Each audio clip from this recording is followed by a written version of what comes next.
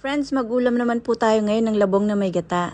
Ang unang ginawa ko po ay pinakuluan ko sa tubig ang labong tapos dinrain ko siya piniga. Sunod naman pinagsama-sama ko na igisa yung luya, bawang, sibuyas, tanglad.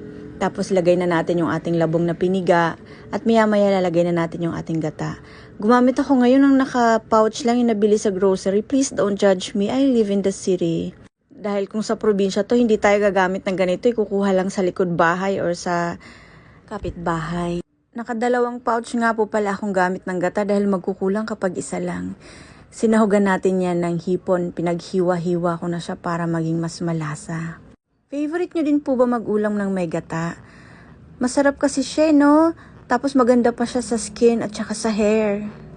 Dapat palagi po tayong kakain ng fiber para sa ating digestive system para healthy. Hinahanap ko yung tanglad ko dyan.